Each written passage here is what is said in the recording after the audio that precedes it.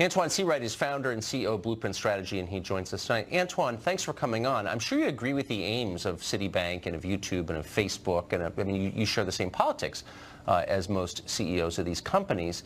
But does it feel strange for you as someone on the left to find yourself encouraging corporate power shutting down ordinary people? The left was never for that. Why are they for that now? Well, before I'm on the left, before I'm anything political, Tucker, I'm a human being. And what I do know is I know what it's like to, I know, but let me finish. I know what it's like to have to bury someone who you love due to being killed in a church in Charleston, as I experienced almost 3 years ago. I also know what it feels like to see a do-nothing Congress and elected leaders across this country, both at the national and local level, not act after we've had these senseless shootings, mass shootings we've had in this country. So I appreciate the courage of the business community, business leaders who have stepped up to say, you know what, if Congress in Washington, D.C.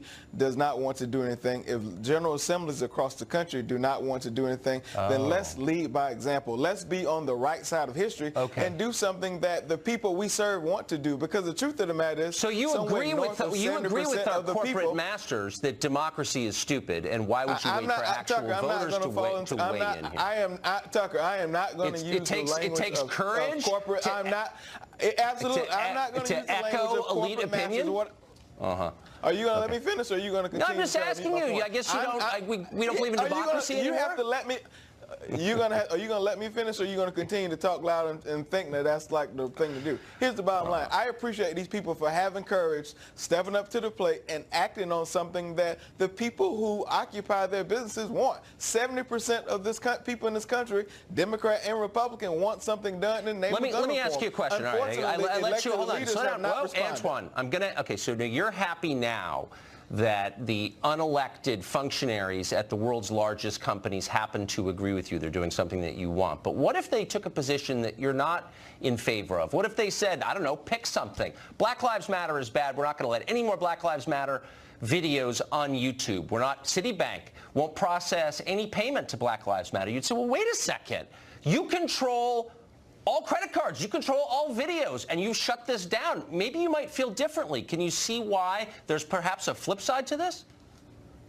Of course I can, and that has happened in many instances. But here's the beauty about living in the United States of America. We have the ability to disagree with people who may not agree with us. And the truth be told, if you don't agree with YouTube, if you do not agree with Dick's Sporting Goods or Walmart or any of these corporations who have acted in this manner of trying to reduce another incident from happening, then don't shop with them. Do not use their products. Don't buy them. That's the answer. Let me ask you, so if I don't agree with Google, which has a complete monopoly over all human information, it has a 90% monopoly on search, for example. So everything we know basically comes from Google. If I don't agree with them, I don't really have a lot of places to go. I mean, nothing against DuckDuckGo. As a liberal, does this level of corporate power, this concentration of power in the hands of a very small number of rich people, that doesn't bother you at all? Well, I'm not a liberal. I think I'm Antoine Seawright, a person who has a political opinion, number one. Does it bother you? Number two, I agree with corporations who are stepping up to the plate, answering the call that some of our elected officials do not have the courage to do. Could there be a downside to settling problems when the richest people in the world get together and say, we're going to impose this on a society? That's better than having elected officials vote to do something through the democratic process? Is that what you're saying?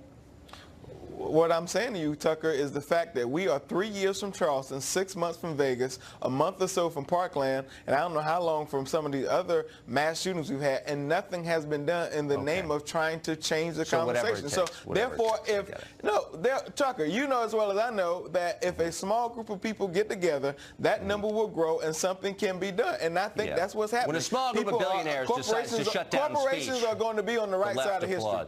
Okay, yeah, we'll see. Antoine, thank you. Appreciate it.